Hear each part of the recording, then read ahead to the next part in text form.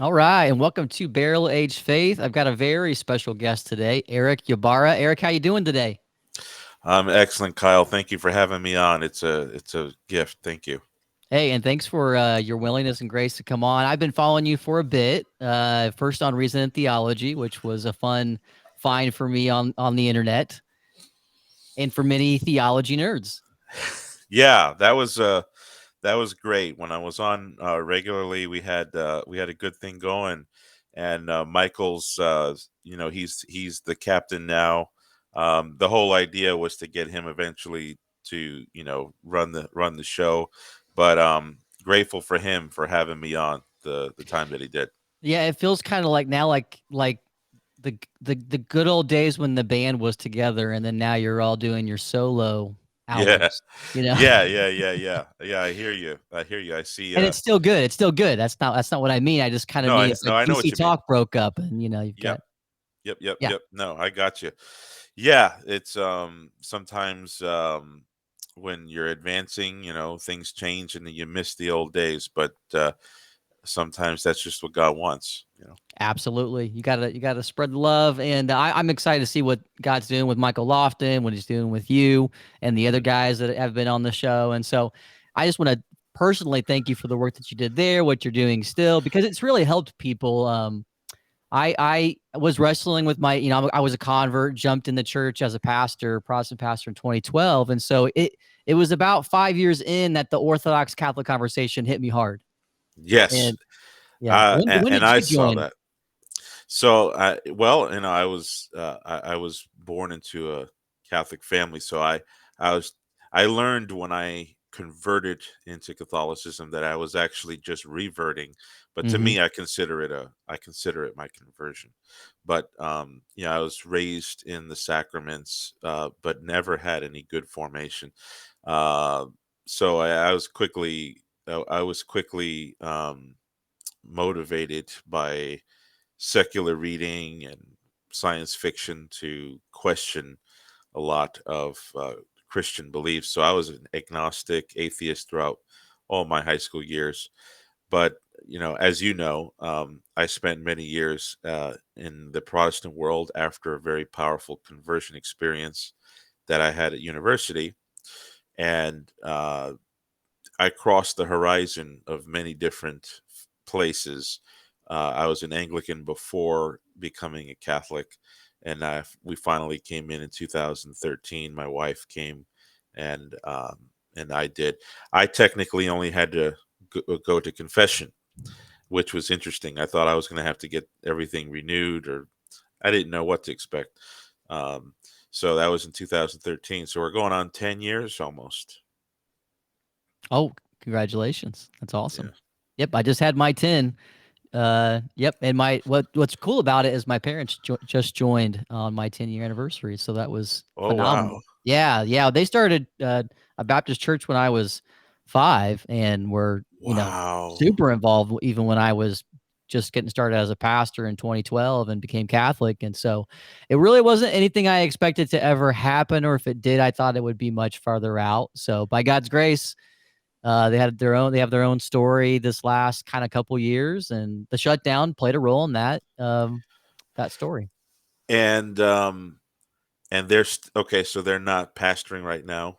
Are they still? No, and when they started the church, they actually started the church, and he wasn't, my dad wasn't a pastor. He was a deacon in the Baptist church, but Okay. so they brought in a pastor to start. So it was kind of a family affair. Like my grandparents, cousins, parents all started it. Mhm. This was a Reformed Baptist, or was it No, Southern Baptist. Yep. Southern Didn't become Baptist? a Calvinist until my college years. Wow. Yeah. But I just there's so much I miss about being a Baptist. I was a Reformed Baptist, but um, I had such a similar experience as you would probably would have had at the Southern Baptist church. But there's so the fellowship and the sense that each person needs to be invested in the next person. Oh, Um, right. Yeah. yeah, that's just it's it's almost as if they had a taste of the effect of Eucharistic communion, sometimes more than perhaps Catholics who actually have the full Eucharist, um, who can almost be absented from that experience. So, Yeah, I yeah. It's hard not to see the grace that's going on there. Yeah. yeah, yeah, But then there's limitations, and yeah, you yes, hit there those are. limitations that I ran into in high school and college, Yeah, and really it was the answers of the church and its sacramental life and its liturgy and all those beautiful things that really were an answer. yeah. Yeah, it's like going to a Baptist church now for the Sunday service and, hanging out for the fried chicken and baked beans afterward. I'd feel like that would be like a retreat, not church.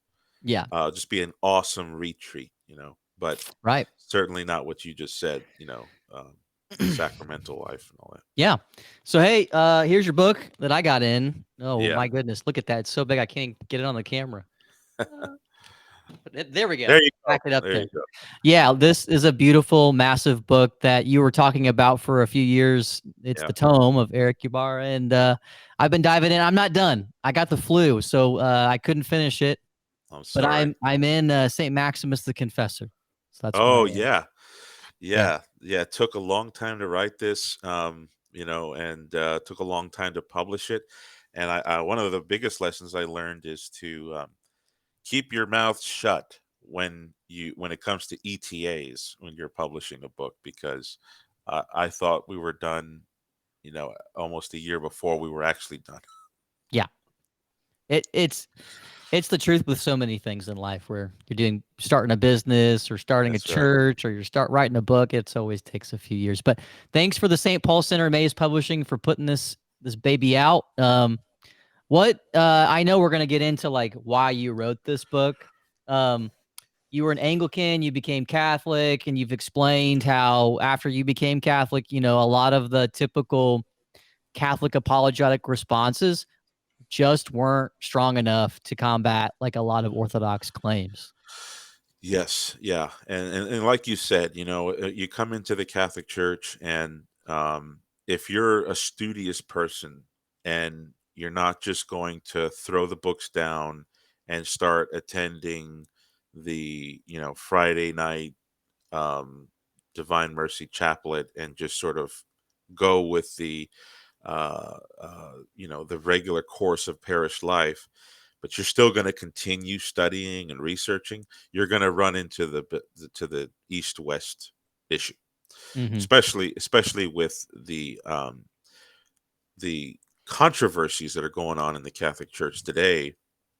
um it kind of boggled my mind why it was that in the Catholic apologetics world, it seemed like orthodoxy was just sort of set to the side. And it was just kind of assumed that, well, they're not in unity, therefore, they're not even considerable.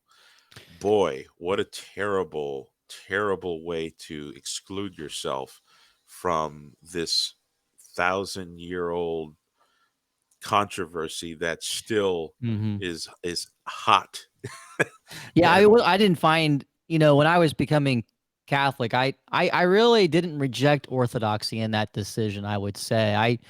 I saw those passing comments in those books that were written about people's kind of journeys into the church. And, oftentimes they were just like discounting it as if, oh, well, they're all fragmented, Greek right, Orthodox, Russian Orthodox. Therefore, since they're so fragmented, you don't have to think about it. And, or and I, ethnic. I even Yeah, knew, if you know enough about history, it's like, well, the Catholic Church kind of looked like that sometimes too, where like certain countries that were thoroughly Catholic couldn't stand each other, yeah, So that didn't really hold a lot of weight for me at the time. yeah. So it definitely requires somebody to actually engage the subject, and not just get your info on Eastern Orthodoxy from Catholic authors, who themselves may not have done a lot of research into Orthodoxy. So it was incumbent upon me. I don't put this on anybody else, although I heartily recommend it. If you're going to research this, you know, read the best literature out there. Speak with the most reliable Christ-focused, Christ-centered, and holy people that are Orthodox that you know, to afford your chance a fair investigation, of the Orthodox Church's claims and objections against Catholicism. And I appreciate you saying that because I have friends who are considering they're Protestants and they're on the fence about, do I become Catholic or do I become Orthodox? And I'm like, look, there's a lot more information out there now than when I was making the decision back in 2012. And so, we've had conversations, book recommendations, and then I always point them to you guys, Recent Theology, your channels, your information as a helpful starter. Yeah, that was not there. And I look back now, that just wasn't there when I was looking into these things. Like starting back in 2010, researching Orthodoxy was just, you type it in YouTube, you either see Divine Liturgy or you saw Metropolitan Kallistos in his lectures. Right. Yeah, That exactly. was that was it. Right. Yeah. And a couple years ago, I read both these books on the primacy and the church, kind of like 800 pages, essays. Yeah. I Uh, have those. Yep. yeah, and they're just really well written dialogues from Eastern Orthodox, Eastern Catholics on what is this primacy thing. And so your book, I really think, interacts well with those two volumes, and as well with other Orthodox books that I've read. And so it's nice to finally have this book. Yeah. It's going to be great to interact with, and I'm going to make it a recommendation to people. So, hey, everybody, this is a book that needs to be on your bookshelf. So when you get the money, hopefully you get some Christmas money. This is the kind of stuff that you want to have on your bookshelf for your kids, which I take it that you wrote this partly for your kids, which I all good did. books are written for your kids. Yeah. Make a purchase on St. Paul Center or Amazon. I'll put the link in this video and make sure you purchase it. That would be great. And then before I don't want to say this at the end, subscribe to Erick's channel, Classical Christianity, correct? Classical Christian thought. But yeah, if you Yeah. type in my name, it's probably easier to find it just by typing in Erick Ibarra Yeah. or Classical Christian thought. Yeah. So be sure to subscribe to his channel on YouTube. And he's also a lot of fun to interact with online. Well, let's go ahead and jump in. I've got a question for you about really how the East and the West viewed, first of all, just Peter's. This is before we even get to a pope or bishops, but how did they view Peter and his place among the apostles, both from East and West perspectives? Yeah. So, this might come as a bit of a surprise to Catholics and Orthodox and Protestants, actually. But the Greek and Latin traditions have always held a very high place for the Apostle Peter. So for the Latin Church, you've got the Caput Apostolorum. He's the head of the apostles, and the Greek tradition, he's the Korypheus, the choir director of the apostles. That's embedded into the liturgical life of both the Orthodox world and into the Catholic world. So that's based from the Bible. That when they read the Gospels, they definitely see that Christ singled out Simon as the first, the primus, or the primate, you could say. Um, and that intention accords with Christ's intention to give them authority to govern the church. He gives them the power of the keys, the power of binding and loosing, the power of forgiving and retaining sins, the power to teach, the power to administer sacraments, and then the promise of perpetual divine assistance by his presence until the end of the age. So Peter's place within that panorama is one of leadership. And that's recognized by the Greeks and the Latins, and even in the Orthodox Church today. If you are a regular attendee and pay attention to some of their liturgical prayers on certain days, and the Meneon for in honor of Saint Peter, or Saints Peter and Paul, or the chains of Saint Peter, or the feast of the apostles, you'll see constant references to Peter as the rock, as the Korypheus, as the head, as the chief, as the leader. of the apostles. And then, of course, in the Latin Church, you have the same. He's, the word pope is sort of a probably a 4th century thing that starts to be exclusive to Rome. But they really like the term caput, which is the head of the church, where the Roman church is the caput among the churches of the world. And so Peter and Rome are the head of the universal church. So the significance of that is pretty important, because when we come to looking at Catholic objections to orthodoxy, or Orthodox objections to Catholicism, we can't leave the book turned to the page that says Peter is the head of the apostles. That's simply just not going to get us any further if our mission is to run the test of competition between the two bodies on what this means. Yeah, that's an important point, because you'll always see those Catholic apologists that are just kind of listing off, just quotes. Yeah, And if they're just quoting about things about Peter, that he's the chief apostle, that doesn't really contribute a whole lot to this debate. I mean, it contributes something, but you're saying, look, there's an agreement pretty much between East and West that he's the chief yeah, apostle among the apostles. yeah. And this might even be a surprise to some Orthodox listeners, even those who are readily educated on the sources in their own faith.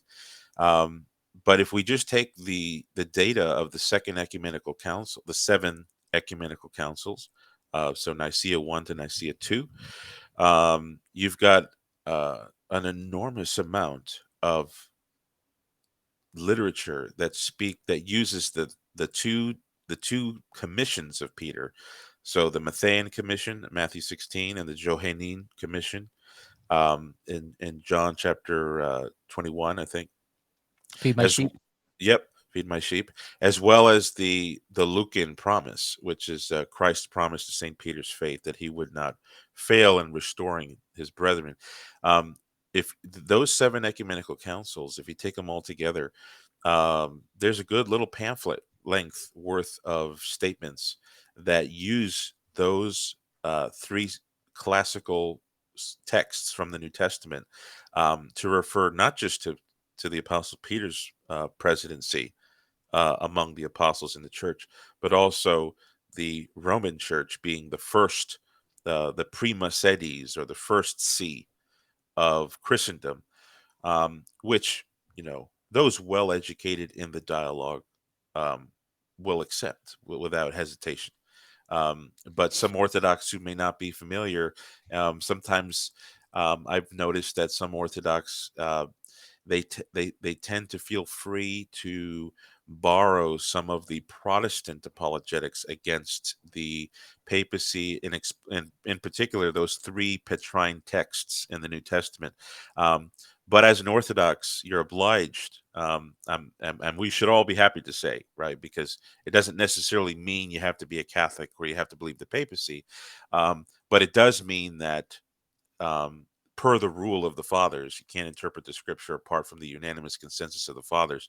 Those 3 Petrine passages have been used by the Orthodox in their authoritative sources, um, to establish Peter's primacy and the primacy of his throne in the Roman Church. So it's got a lot of import, you know. Yeah, it's nice to have also a starting point, Yeah, to know where we're somewhat on the same page. But then it's really when we start picking up, how does apostolic succession play into this, and how does that flow out to the bishops and the priests and the pope. And so apostolic succession, how, first of all, does that connect to papal succession? And then I had, this is kind of a side question, but did you hold apostolic succession as an Anglican before becoming Catholic?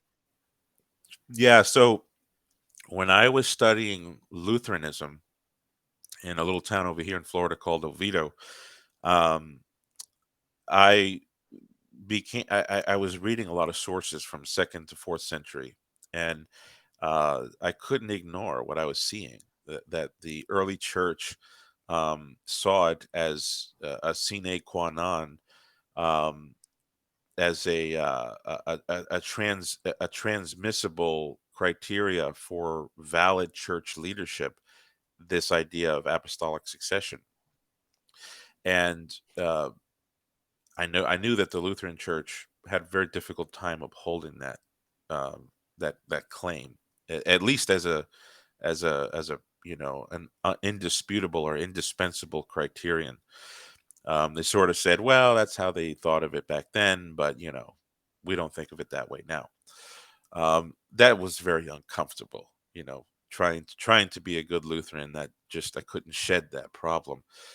So yeah, I was already aware of the that I was going to have to understand that the monarchical episkopos, the monarchical bishop, um, being having that criterion of succession from the apostles as indispensable. So that's when I started to look further than Lutheranism. And one day I was driving down the road, and I saw this sign, because with apostolic succession came the early Eucharistology from the fathers. That was big on my mind. Hmm. The minister of the bishop and the altar. That Yeah. duo was just in the indissoluble link of the bishop and the altar. It was everywhere in the literature I was reading. So when I drove by, I saw this sign on the side of the road. Beautiful sign, um, ornate, wooden. It just looked like something from Edinburgh or something over in England. And it said the Holy Eucharist offered 10:15 a.m. And I just thought to myself, that's what I'm reading right now in the Fathers. I'm reading that in Ignatius. I'm reading that in all of these early patristic texts. Um, Maybe that's where I need to go. Maybe I need to sit down with the guy who presides there and let them know where I'm at. And so that was an Anglican church, and it happened to be a high Anglican church, and they were all about the old English style. So, boy, that was just such a good time. I sat down with the rector there, and he was just nodding and nodding, and we were both talking about apostolic succession. He recommended the famous book, Evangelicals, Walking Down the Canterbury Trail, which a lot of evangelicals read back in the early 90s, to bring them to a consciousness of more of a historic sacramental life that the Anglican Church provides. So yeah, before even becoming an Anglican, I was already seeing the need for apostolic succession. But there at St. Albans, uh, that was definitely one of the points that the leadership there. I came under Bishop Grundorf of the Anglican Province of America, and of course, on the website, under his description, he's a successor of the apostle. Traces his lineage all the way back to St. James. Um, so that was definitely pertinent. But when I was there, I didn't put the books down. I kept researching, and the APA, as wonderful it is, as great the people are, as great as the people are there, and I was enormously treated well. My soul really did undergo some needed therapy while I was there, but nonetheless, through reading more and more about the APA and reading and comparing that with the way the church has always understood um, what it means to be the unum sancta, or the una sancta of the church, the unity, that mark of the true church being one, holy, Catholic, and apostolic. I realized that the organization of the APA, being a cutoff from a cutoff, a sliver off a sliver, trying to be faithful to traditional Christianity in the world of the Episcopal Church, which since the 70s had been extremely difficult. Um, I realized that there's a mismatch here as well. Not ju- you know, I recognize the mismatch with Lutheranism and the early fathers. Anglicanism, I was mesmerized. I felt very comfortable to comport history and the scripture in many ways. But I did end up seeing a mismatch there as well. And that mismatch was that apostolic succession has a certain dynamic to it that Mm-hmm. includes this notion of primacy. And the Archbishop of Canterbury was certainly not even claiming anything's close to that. Although he does, but it's nowhere near what the patristics would have. So, um, what I ended up learning is that this is not just coming from post Tridentine Catholic manualist scholastic thought, but even all the way back to the early second, third, and fourth century, um, that the episcopate itself begins with the person of Peter, and that the powers bestowed upon him by Christ serve as sort of like the genesis of the church's priesthood. And so from St. Peter and the apostles, you have what's called a college. As we call it that, we call it a college. And for those listeners, a college is a body. There's a head, and then there's members. So this college of apostles, where Peter is the head of the apostles, the rest of the apostles are the members of that college, and that's designated as the full and supreme um, possessor of teaching power, pastoral jurisdiction, um, and the right to disciple the world. That Christ gave the apostolic college those powers, and succession is the continuation of that college into the episcopate, and the episcopate retains that head and member dynamic. In other words, the very same dynamic of head to member relationship that was within the apostles also exists for the episcopate, or the episcopal government of the church. And so, in order for apostolic succession to really stay on two legs, and without fragmenting into, you know, factions that can't be resolved, can't be remedied, um, there is this universal primacy that's retained in a person who succeeds to the unique and singular ministry that St. Peter had Mm-hmm. in that apostolic college. And so you're saying like apostolic succession is not just for fun or just to show that you've got like a historical pedigree, but that it actually is passing on real teaching authority that can resolve real issues with a Yeah, head that maintains that unity with the members. Okay. that's right. Yeah, we're talking about a creation by Jesus Christ of a single college that was originally consisting of Peter and the rest of the 11. And that passes on with the same character as a college and as a head and member dynamic. That passes on into the episcopate. And so what we would expect to see then is a successor of St. Peter and bishops who succeed the apostles. They're all successors of the apostles, right? Yeah, that was going to be my next question because that's a in so much Orthodox literature, this comes out as a very strong point, and they'll say that the church fathers are dominantly clear, and that the majority of the fathers are saying first before we get to any kind of pope, first the Peter is the bishop, and that it's the priests who are surrounding the bishop's chair are the ones that are surrounding Peter's chair. And so you've got this kind of like a little bit of a contrast here or really emphasis where Catholics are emphasizing the Pope as Peter surrounded by the bishops who are apostles, and the Orthodox who are saying, no, it's the bishop who's really at the deepest level, Peter, surrounded by his priests who are the apostles, who are the apostolic successors. So what's your response to this? Do we just have to just have a flat out disagreement? Can we actually even say yes to both of those paradigms? Is there a way to merge the two?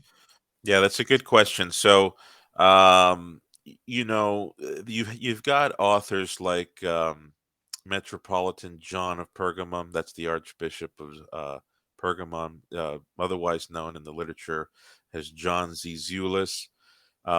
You've got Father Laurent Kleinenwerk, who wrote a book, His Broken Body. Yes, Yeah, very good. that's another must read from the Orthodox light luminaries of today. Um, and what they'll point to is this an ancient analogy between the office of bishop with the office of Saint Peter. It's not really an analogy that gets too much traction as the Middle Ages push in. And throughout the Byzantine Middle Age, like the medieval Byzantine Church, for example, um, when they're talking about the role of a bishop, they're not talking about patronology.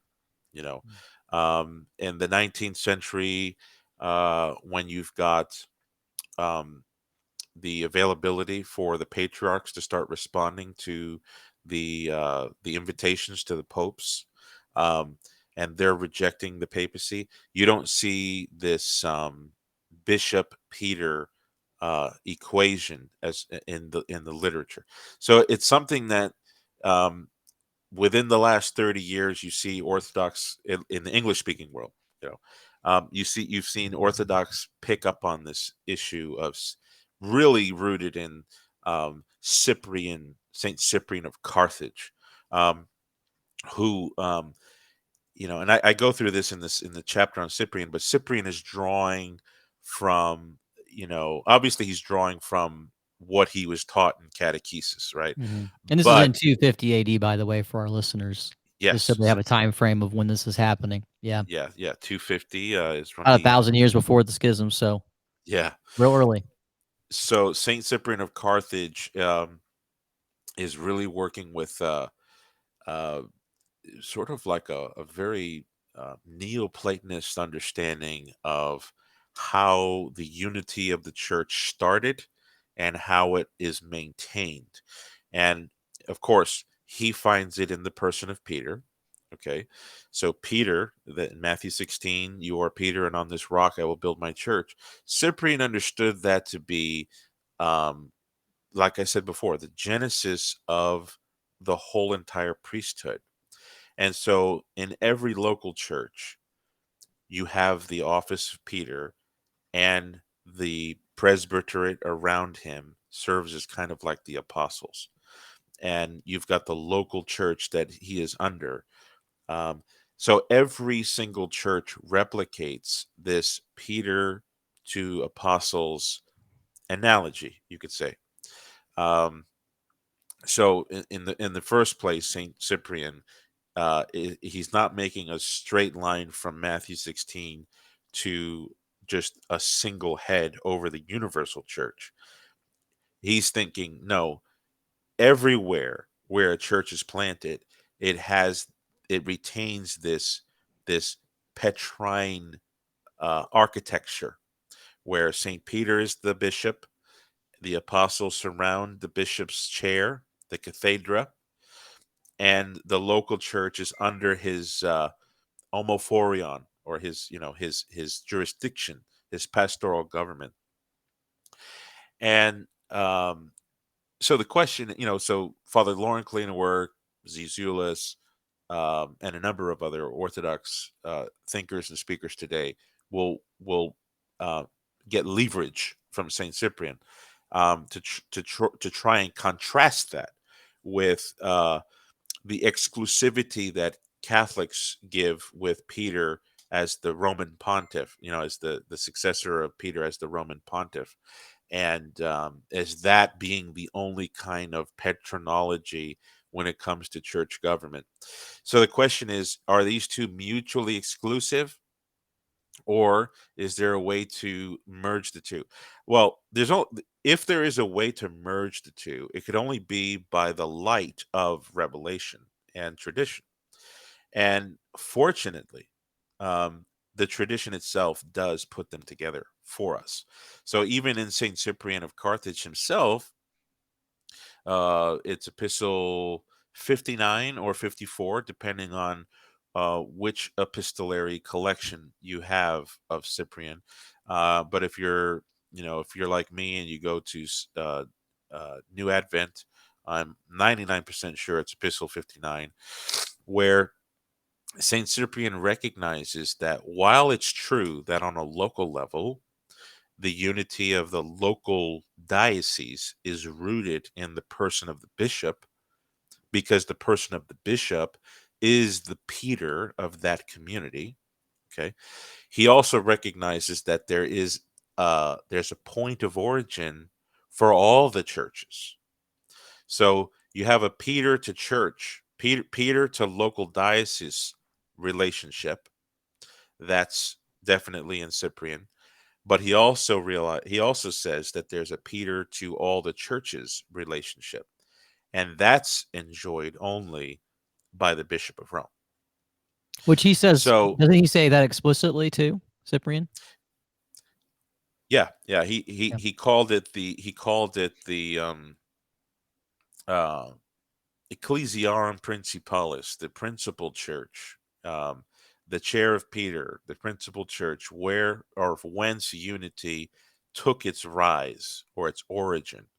Um, and that's quite odd because most people might have traced their finger back to Jerusalem, you know, but Cyprian puts his finger on Rome, as do many other fathers, which is strange because there's a good, what, 10, 15 years before Peter and the apostles get out of Jerusalem, and however long before Peter got to Rome, um, which means that which means that Cyprian is understanding that there was an office given to Saint Peter that had lasting relevance in the city of Rome, you know, Mm-hmm. and this relevance was that he stood as a universal center of unity. And um, I'm not the only one that recognizes this. This is even recognized by Orthodox scholars as well. If, for example, if you pick up, I don't have it handy with me, but Father John Meyendorff, the volume that he edited on the primacy of Peter, there's a segment in there by Father Nicholas Avanasiov, uh, and he admits that Saint Cyprian did understand the church to be a universal body, with the Roman pontiff being the universal Peter. So you got your local Peter in Mm. the local church, and you've got your universal Peter in Rome. However, and prior to the baptismal controversy, for those listeners who may not be familiar, Cyprian ran into conflict with the Pope during his life, and this is one of the reasons why both Catholics and Orthodox are gravitated to to him, um, and they both find leverage for their respective positions, because Cyprian does kind of rely on the Pope to resolve disciplinary issues in the churches abroad, you know. And Cyprian even references as a matter of antiquity in one letter to Pope Stephen or Cornelius, I can't remember. He says it's you need to follow the legacy of the Roman Church, which is to minister the ports of the church, abroad, not just in the Roman diocese, but abroad. However, when Cyprian himself was in the crosshairs of disciplinary procedure, it does seem as though he did not want to see out the consequences of the Roman primacy to its logical end. And this is where he started to lean more on the autonomy of the local church, um, a kind of autonomy that not even the Orthodox really continued. I mean, he went so far in 257 to say that um, nobody can judge the bishop, and so he kind of made like each local church into a little papacy of its own. And the only thing that could judge a bishop is really God at the last day of judgment. Which is a Um, problem for church unity. If if a synod of bishops can't judge one bishop, then you would, I guess, just have to wait until that bishop died. Kind of how we Yes, talk about like waiting on a pope to die, because that's right. no one can judge the Holy See. It'd be applying that to like the local diocese, like every single diocese. Yeah, that's what he did. That's what he did. Now he tried to be more, he tried to be less extreme with it, so but that's where he came to. So it really contradicted his vision, that whole vision of Peter as the unifying principle of the church. Well, if each local church has the rights to go against each other and sort of, call it quits until God judges us on the last day, we're talking about a multiplicity of versions of Peter that contradict each other. And so, how Cyprian understood the local unity and the universal unity of the church was greatly injured by the position that he took towards the end of his life. Of course, he offered his life up in martyrdom, um, without too much vehemence against Rome. He didn't Hmm. convict Rome of heresy, um, but you know, no, so that whole debacle there shows that, um, even he himself understood, going back to cleaner work and Zizulis, that the local church does have that Petrine architecture, okay, but so does the universal church. So a bishop to his own diocese has that Petrine architecture, but also the Church of Rome to all the other churches has that Petrine architecture. And that's not just some nifty little thing that we're deducing here. This is also explicitly stated, by saints that come afterwards, like Saint Hmm. Optatus of Melivus and others. Yeah. Yeah. So you, let's say you go you go from Cyprian and then you pass through, the ecumenical councils. Let's say all the way up to like the seventh. Is the seventh kind of like this big moment or a finale or summit of the Byzantines almost embracing or maybe fully embracing You this know, kind of fa- concept? uh, to my surprise, Father Laurent, eh, uh, Father Laurent Cleanerwork, he came to that conclusion that, I think that's where um, I'm getting that idea too, as from reading that yeah, section of his book. yeah.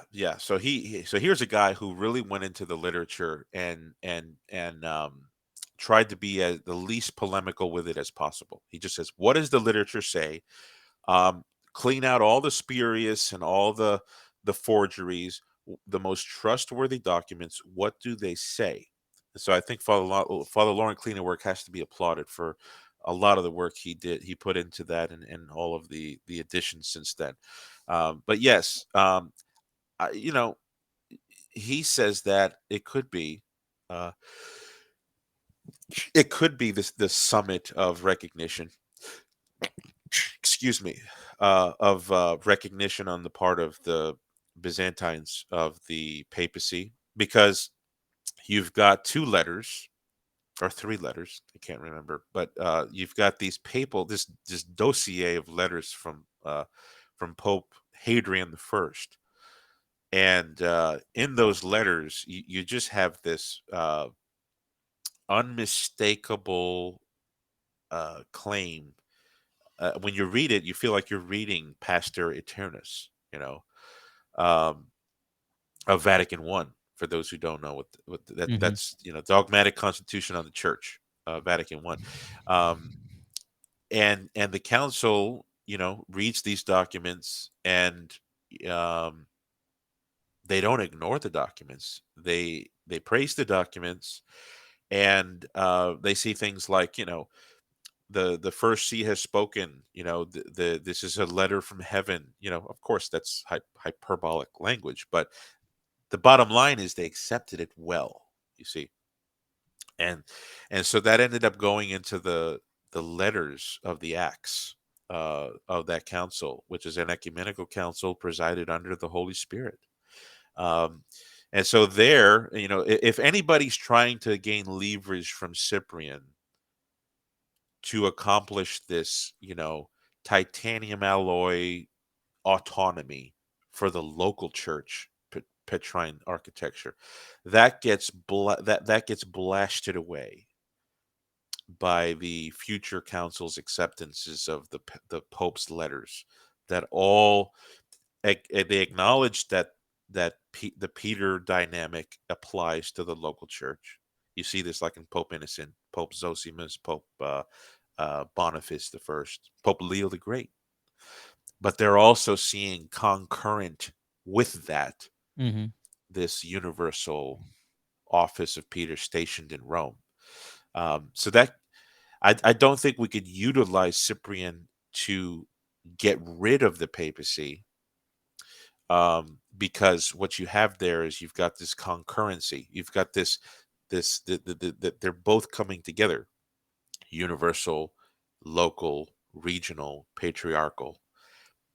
You've got different layers to the Petrine government that these fathers are recognizing. So Mm-hmm. to bring it down to one, just the local, it doesn't. It's not going to help us other than educate us, that there's more to it than just the Roman pontiff.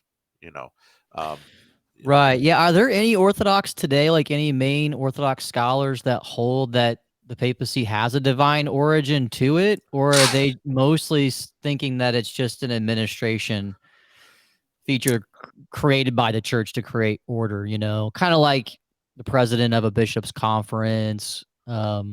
or the president of a college, or uh, you could think of an abbot of a monastery who's just a priest like all the other priests, but we give him power because our monastery can't be in chaos. There must be a Yeah. father to obey. Is the Pope, could there be a case made by the Orthodox the Pope is just kind of like an abbot of a monastery that we gave power to for order? Or are there any Orthodox who say that there's a divine mandate or origin to the papacy? Yeah, so the Orthodox don't have one answer on this, Right. and the proof of that is, back right at the inception of the 21st century, when you've had, um, a lot, of petitions for the Orthodox Commission on Ecumenical Dialogue with the Roman Catholic Commission, um, which eventually resulted in the Ravenna Statement in 2007, which recognized the the the local church, the divine institution of the bishop, over his local diocese. Interestingly enough, no Petrine language is used there for that, because I'd imagine today the Orthodox are not on board with that imagery either. Mm. Some are, but not all. So you've got the local bishop, then you've got the metropolitan. So everybody was in agreement on the metropolitan and how his rights are different than the local bishop. Then you've got the patriarch, and then the Ravenna Statement went from the three layers. Yeah, from local to metropolitan to patriarch, and then eventually to the universal office of the universal primate. And they did not want to discuss what the prerogatives associated were. They just admitted that there is a universal primate, um, who, perhaps presides at ecumenical councils or has some kind of primacy, that is designated to him. Uh, it, you know, they go so far as to say that, if synodality is a divine organ or a divine design in the church, then so must be primacy, because primacy and synodality are indissolubly linked. Okay, that's what makes up the synod. A synod has a primate, and you've got the synodus. Mm-hmm. So on that level, they're willing to say that there's a divine institution of primacy, local level, regional level, even on the universal level. But exactly what those prerogatives are, um, they didn't give precise detail to it. So the Russian Orthodox Church looked at this document and strongly disagreed. Mm-hmm. And we're talking about the Russian Orthodox Church, who's their patriarchate, the Moscow Patriarchate, is representing the largest body of the Orthodox world. And they responded to this Ravenna document by saying that if there is a universal primate, he doesn't have any prerogatives. You know, maybe he'll be the first one in the diptychs, the first one commemorated at an ecumenical council, or perhaps the one to preside at the altar at an ecumenical council. But beyond that, his vote is one, just like every other patriarch. Right. And that's, you've got the Russian view, which is kind of like almost going back to the bishops all being equal, even though that's not how it actually plays out in real time. Right. But then even in the Ravenna document, if we're still just saying that the Pope is like a patriarch or a metropolitan, that's still just a canonical thing, not a divine origin Yeah. thing, Yeah, right? yeah. I mean, they see Which is some problematic. divinity. Yeah, they see some divinity behind the synodus and the primate. That whole institution of a synod. It's quite possible that an Orthodox today might say that the apostles gave instructions that anytime you have a synod, you have to have a primate. Mhm. So in that case, they can go farther than we realize, but most of the time, what I suspect is that this is simply just what's called a instead of jure divino, meaning of divine law, it's more of like a jure ecclesiastico. It's ecclesiastical custom. Yeah, Um, which Orthodox tend to have a high view of. I mean yeah, I mean, it seems like there are some or most Orthodox view canons as unchangeable or quasi yeah, divine or yeah, um yeah, and that's because they think the Spirit breathed it into existence. Um, and then you got us Catholics over here are changing canon law like yeah, no yeah, tomorrow, right? So that's a whole nother issue to resolve, but right. would be how to do all that. But that makes me I've been really trying to figure out through all this literature, is there a way forward? Like, and not just one that would last for a day or a year or even a decade. It's like, could it actually last uh if there was ever a reunion? I don't know. I'm having a hard time getting there now. Yeah, I mean, look, the Orthodox Church itself right now is undergoing a massive division, and what's interesting is that whereas there were previous splits between Moscow and Constantinople in the past, you've had splits between Antioch, Jerusalem, um, and even the Russian Church had its own split, after the Soviet and the Bolshevik revolution. You've had a number of suspensions from communion, and the Orthodox like to say, yeah, those happen and then they get healed, and then it happens and they get healed. But what's unique about this recent one between Constantinople and Moscow is that ecclesiastical doctrine has risen to the surface of the dispute, as to what the rights are of the ecumenical patriarch. Um, and so I don't think we'll be seeing Moscow and Constantinople re-entering communion, um, unless one of two things happens.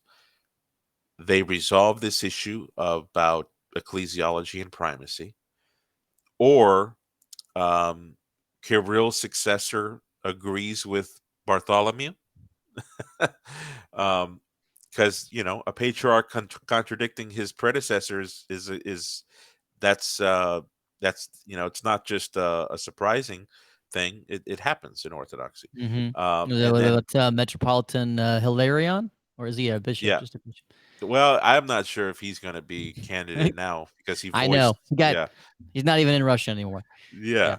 But if Bartholomew's successor ends up being a hardliner, which I doubt, I sincerely doubt, the Fanar is probably going to find somebody of like mind. But let's just say they put in somebody who's a hardliner who agrees with Moscow. Well, he's going to dial back everything that Constantinople has done, and then voila, you have a reunion. Um, But that's the kind of reunion that could happen between you know two Baptist churches. We just wait till two pastors eventually come who can finally get along. Hmm. Um, you What know, about the response? Okay, so they look like globally their unity's a mess, but then they could easily respond, yeah, but we're at least holding on to the faith. Uh, yeah, which sometimes, yeah, we have unity, but then you look at the German bishops and you look at our situation, and it looks like, hey, we have unity, but is it always real? And that really stings today, yes, it more does. so than when you look at large chunks of history. Yeah. So what we have today in the Catholic Church is definitely a scandal. We definitely have a scandal on our hands, and scandal is always going to try and deplete the credibility of the church. That's what that does. It just invariably. So yeah, if an Orthodox wants to say, look at the German bishops, look at Father James Martin, look at you know this, that, and the third. Um, I, I I don't have anything to deny in what they're saying. I can't deny what they're saying. For me to do that would be a dishonest interlocutor. So what do I then have to say? Well, I would just say that um, crystal clear unity can't be the sine qua non of what it means to be the true church, because the church has always had times where that crystal clear unity um, was hard to see. you know um, so then it goes back to this issue of what is the faith. Okay, if the Orthodox is going to say, hey, we're yeah, we have all these issues going on, but we still have the faith. Okay, okay, well, let's keep our finger there, um, because what what the Roman pontiffs were saying to the Greeks since all the way back to the 13th century, at the Council of Lyons 1274, the Council of Florence 1439,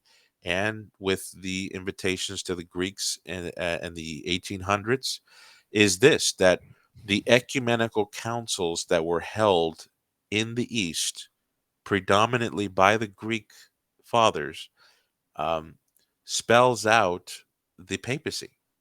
Now, as a shock as that may come, if it were not the case, then maybe the Orthodox could say, "Well, we're holding to the faith." All right. Well, if that faith is defined by the seven ecumenical councils, then you've got the papacy running through the veins of your faith.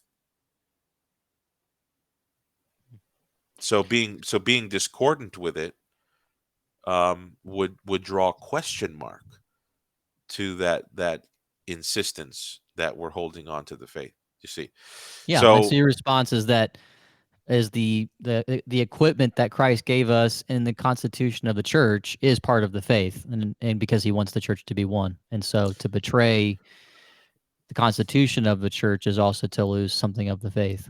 yeah, and things look nasty. We don't want to say, oh, this is the heavenly, this is the heavenly banquet here with the Roman with the Catholic Church.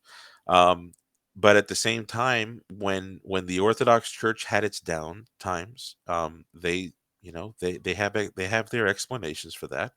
The Catholic Church does as well. We've always had the explanation that for whatever reason, just like God allows evil in the domain of the world, sometimes unexplainable mystery that he allows um, certain people to suffer in just unspeakably pathetic ways.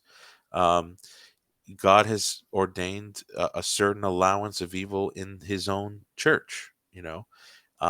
It can't reach certain limits, certain thresholds, but if we're going to just be sober about this or be serious about it, we've got to look at the essence and the substance of doctrine. You know, and if the seven ecumenical councils teach the divine institution of the papacy stationed at the Roman Church, um, with attributes of longevity that are likewise of divine institution, our standards simply just don't allow for us to escape that, Yeah. regardless of how beautiful it's going to be anywhere I else. kind of think of it like this. It's like, like as a father, I've got 6 kids. I think you may have I have 6 six kids. kids. Yep. Yeah, yeah, yeah. I just interviewed Dr. James Merrick. He's got 6 kids, but Wow. to be a father is it has a divine origin, right? And it has certain responsibilities. I, as a father, can betray that responsibility, Right. and it doesn't eradicate the office of father. It sticks around because it can still be done the way that God wants it to be. And so, if this is the key point, is if the papacy is God given, yeah, a person in there can betray its job description to be a father to the world.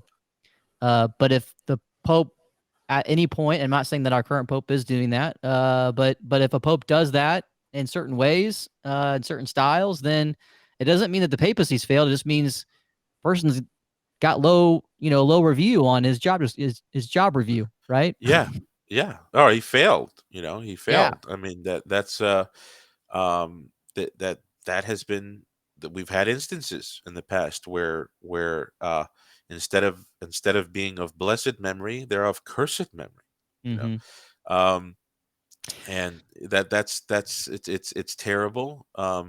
But the consequences thereby are not, let's do something else.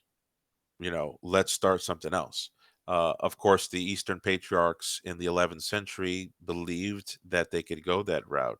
Um, and so this is one of the reasons why I wrote a 700-page book, because it's worth investigating, what the data of the scriptures, the fathers, the councils have said on these matters.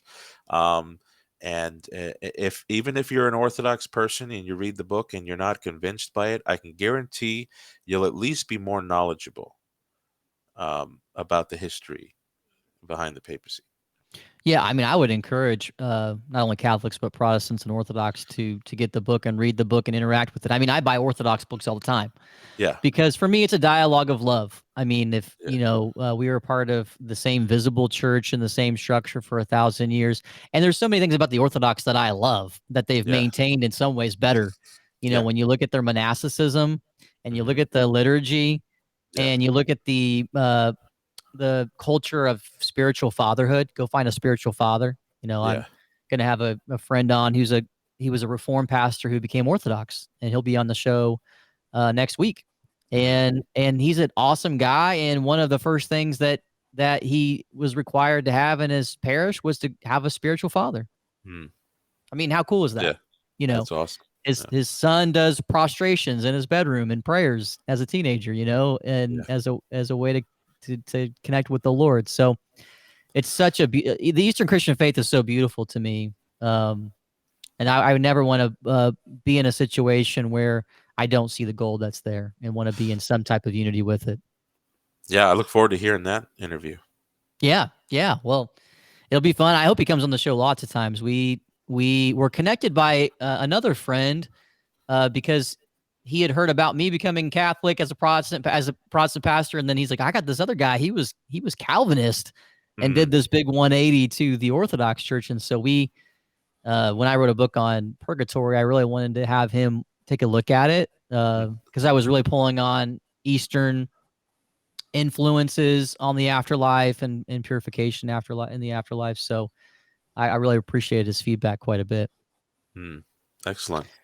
Yeah. So I read a journal article by a Orthodox scholar who basically said that someone like Saint Gregory the Great, Pope that we deeply revere, really his view on the papacy does not stick very well with modern Roman Catholic ecclesiology, that it contradicts it. He also admits in the article that it doesn't fit very well with Eastern Orthodox, modern Mm, Eastern Orthodoxy either.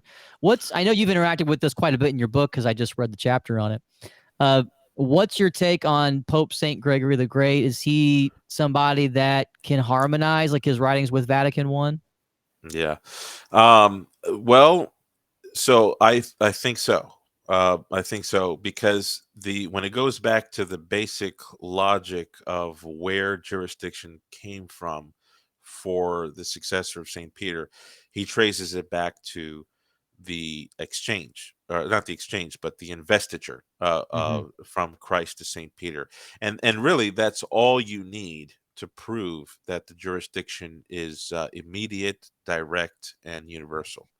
Um, so if we're going to ask the question of whether St. Gregory the Great understood the jurisdiction of the Roman pontiff or the successor of St. Peter to be universal, immediate, and direct and ordinary, he gives us the answer because he goes back to the scriptures as the as where St. Peter was invested with those powers. Now, the Orthodox Church and the Anglican Church, they're going to want to say that the successor of Peter, if they're even going to call him that, um, he can't just pastor the universal church. Okay, and this is because he is canonically restricted from doing so unless he is given permission to do so, or there's some sort of threat that's just impending and it's hurting the whole church. At that point, any bishop can get up and Mm-hmm. you know and start making some launching anathemas across the whole world. Um, but the Orthodox, the Anglicans, who seem to be attracted to Saint Gregory, they're going to want to say that you know the Pope can't intervene in the internal affairs of other churches unless he's given the permit to do so. Just like if you need a permit to build a house in a certain zone or build a storefront in a certain city, you got to get permit from where permits are given. Yeah.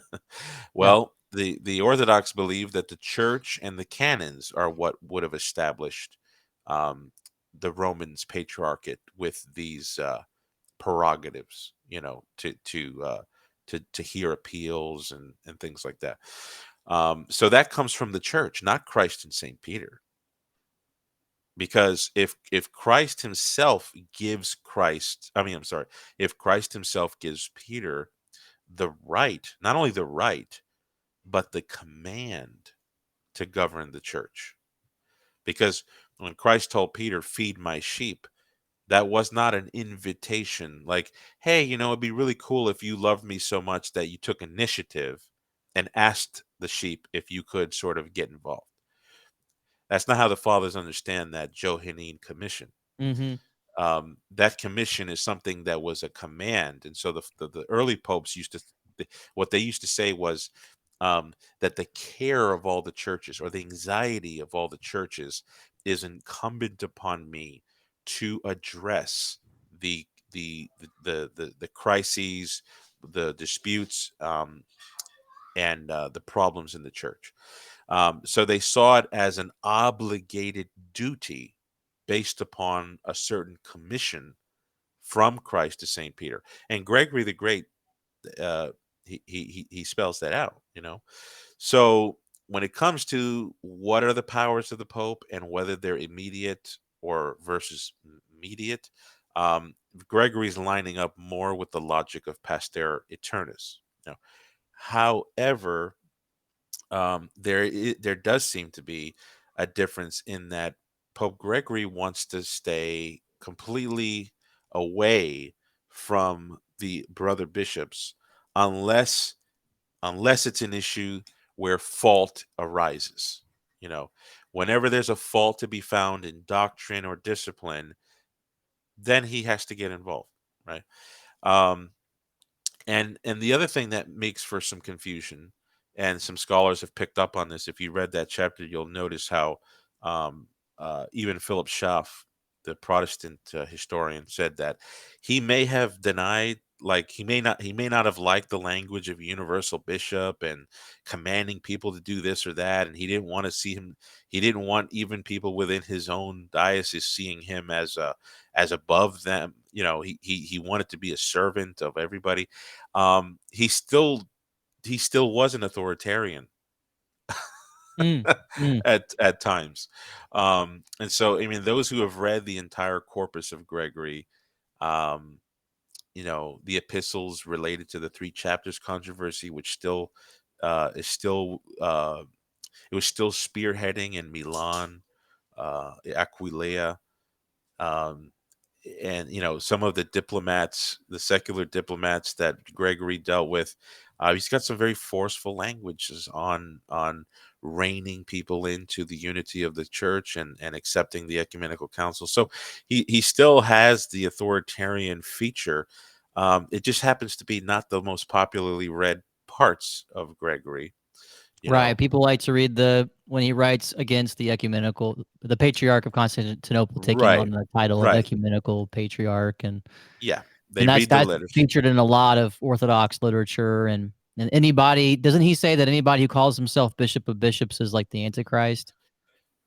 Yeah, yeah. So Yeah. in all his epistles to John the Faster and Eulogius of Alexandria, it almost sounds like he's saying that Rome, that each church is self-governed completely, because he talks about how Peter was the head of Corinth in one place, which was really strange. He's like, who Mm. was the Apostle Peter? He was just the head of a community, you know which, to be quite honest with you, like that, just reading that, it almost makes it sound like, yeah, he's denying the papacy here. And so this is one of the reasons why I'm patient with those who've only read some of the articles that fly around the internet. You got to be patient because they're reading some of these claims from Gregory, and it does sound like he's saying that he doesn't even have authority over beyond Rome. So the Orthodox would say that no, Rome, Gregory's got authority over Carthage and Hmm. Gaul and Spain. But there's one letter where Gregory's like, no, I'm just over here in Italy, in this little town in Italy. um And I so think, yeah. do you think it's important for us to really break down what that word jurisdiction can mean? It seems like it can have like some nuance to it, because it doesn't mean, if you're following Gregory, like that the world is the Pope's diocese. And Right. even the catechism of our church really says very clearly that each bishop is not the vicar of the Pope. Each bishop is the vicar of Christ and has his own type of authority. Like, he's a shepherd of his own flock. Yeah. And so there is this tension within Catholicism Yeah. between these worlds that are supposed to work together. But how do we make sense of that through the ages? That's something that I think that's always kind of the pendulum's always swinging.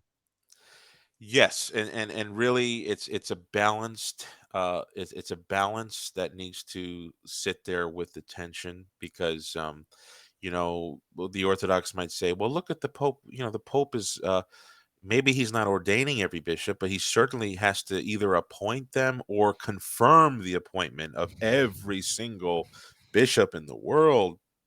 And where we start to see that happening in the West is, when you start to see bishops and metropolitans and abbots in the West, um, getting involved with the secular, princedom, and the kings and lords and serfs, who were, appointing their own people. Sort of like China almost, where there's, I mean, it's not the same Yeah, situation, but you yeah, have government influence saying, "Hey, we'll kill you, we'll persecute you if we don't have some say in who you yeah. choose as bishop." Yeah, so in any culture where the state is so intimately involved with the church, you're going to have this attraction to what they called lay investiture. And so the only remedy for that, it wasn't like the Pope came along and says, "All right, you guys can't handle it on the regional level, so I'm going to have to handle everything over here." That's not how it first started. The way it first started was the people, the people in those realms Germany, France, they were petitioning Rome to make sure that bishops only got elected under his approval. So it wasn't something that Rome itself was petitioning for. It was something that the other churches were petitioning for, just because of how much the secular arm was controlling the finances and the appointments. You know, so but that the thing is, we're no longer in that situation today, where where the United States bishops can't conduct an election.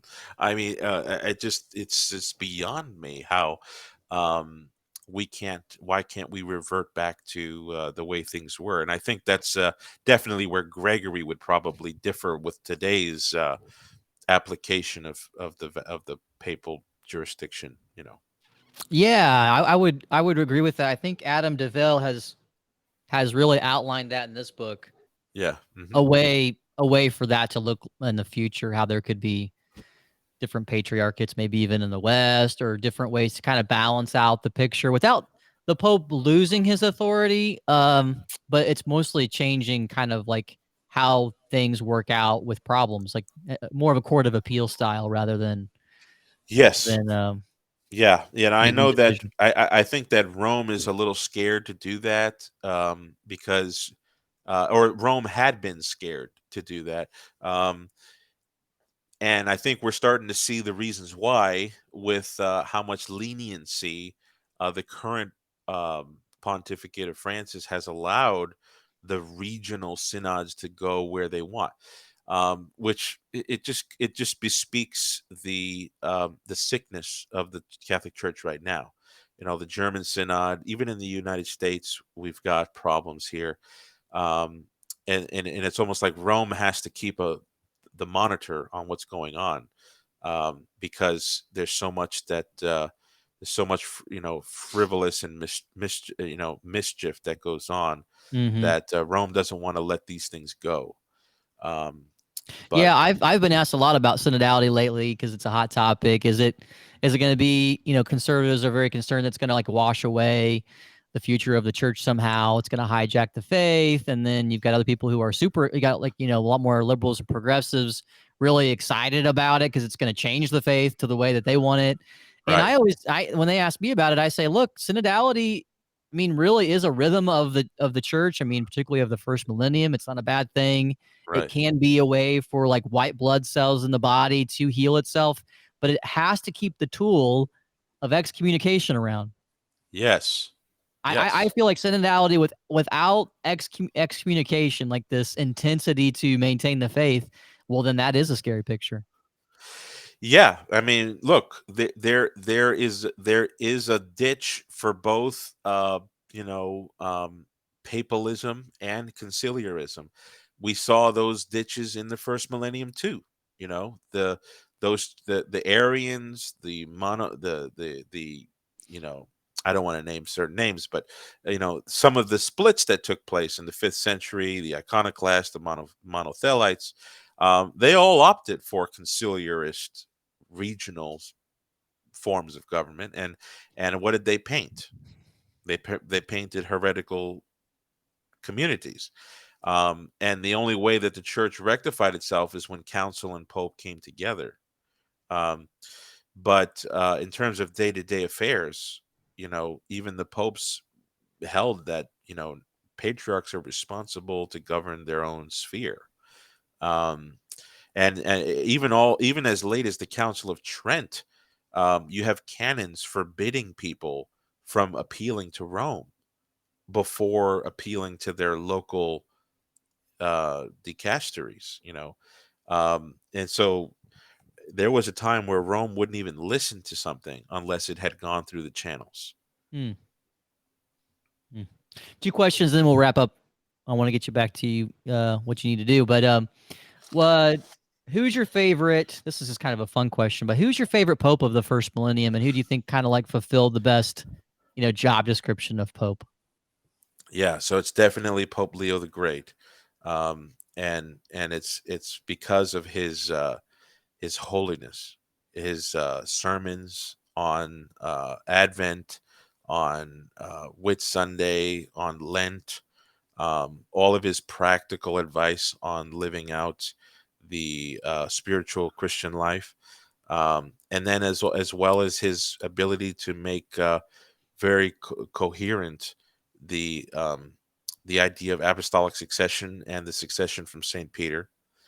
um, and he's he was a rock star pope in my view. He was able to speak with, you know, secular rulers. He was able to speak with the nobodies of the day. So I have one of my sons is named after him, Leo. Oh, very cool. I didn't know that. Yeah. Oh, It that's was great. funny. I was at a I was at a TLM one day, and I was naming my sons to the priest, you know, and I said, you know, this one's Leo, and the priest looked at me after Leo the 13th, right? And I said, no, Leo the first, and he kind of went like, oh, Yeah, yeah, yeah. See, my confirmation name is Saint Ignatius of Antioch, and so, whenever I tell, your typical Catholic, "Oh, it's Loyola. Ignatius," yeah, they're always going straight to him. I'm like, "No, no, I didn't even know of him when I became Catholic." I way before then. He's my guy. Yeah, Him and Chrysostom were my two favorites coming into the church. yeah, All right, one last question. Because it kind of I was this is not really it is related to history, but it's also highly speculative question. That is, how do you imagine, like, this is kind of like imaginative history, but like, how do you imagine Peter actually doing it in his last couple years? Like, how did he pass this thing on in Rome? Like did he consecrate the successor himself, which of course doesn't happen from pope to pope? The pope normally dies, and then the yeah. cardinals elect him. Do you think Peter actually directly appointed, like, Linus, or did he die? Do you think Peter died and then the priest there elected Linus? How does this, like, Peter charism, like, get passed on? Yeah. Does Peter bind himself to the city? You can kind of get in these far-fetched scenarios in your mind, and so I was just kind of curious to see how you thought it may have happened, or was some credible ways. Yeah, yeah, yeah. So, you know, I'm not infallible here, and I'm not, don't have a mandata from Rome or anything to teach on things that haven't been, definitively taught. But, there's a tradition that Peter did select his successor, but I think it's attributed to Clement, Saint Clement, but I'm not sure. Um, did did Peter appoint his successor? Like I said, there's a tradition that says he did. Was it necessary? I don't see why it would be. Um, all that needed to be done was he needed to link up his presidency, his primacy, with the Roman bishopric. Um, and once you have that linkage, then it becomes indissoluble after Peter, because it linked up with Antioch for 7 years. Peter was the bishop of Antioch, which is one of the reasons why, to this day, in the Meneon and in the the breviary, um, you have Antioch retains the title of the throne of Peter, or the chair Mhm. of Peter. Um, but the issue there is that he left, you know, and that link was breakable at that point, because imagine if Peter left Antioch, and then when he appointed Evodius, as that he's the first after Peter, right before Ignatius. If Evodius then had jurisdiction over the Apostle Peter, because of that, that would be unthinkable. So when Peter left, it retained that memorial honor, of being the chair of Peter. So Evodius is in a sense, a successor to Saint Peter, but the universal primacy, it was related to Peter's person, and so where Peter left, that then the primacy left. Now, when Peter came to Rome, he linked up his, the office and person of Peter was linked up with the environs of the Roman Church, or the Roman diocese. Now you've got that linkage there, and it ended. He died there. And so Hmm. now from that point forward, the Roman diocese is forever is forever the throne of Saint Peter, not just the bare person of Peter, but the office that went with his person. Um, and then, of course, you've got the lifelong companion and disciple of Saint Peter, who was Saint Mark. When he went to Alexandria, he brought with him the basically like Peter 2.0. He was his lifelong disciple. So when Saint Mark established his presidency in Egypt over the Alexandrian church, that church ended up taking on this shadow of Petrine primacy. And Antioch's number three because and when Peter left there was no further dispatch from Peter. It's just Evodius took over. Ignatius then was after Evodius. But the See of Mark was the personal, almost like a personal legate, you could say, of Peter himself. So Alexandria is ranked number two. And then, obviously the Roman See is ranked number one, not just because of its imperial prestige. I'm sure there was some motive in Peter's traveling there for that, but primarily because that's where the chief of the apostles died and left his office. Well, Eric, thank you so much for your time today. I really appreciate it a lot. I thank you for having me on. This is great. Yeah, and wish you the best with your future writing. Maybe there'll be like a second volume. I don't know. Yeah, maybe. Maybe We'll see. maybe a second edition that's twice as big because after I'm done, I'm gonna be like, okay, I need to hear more from Eric.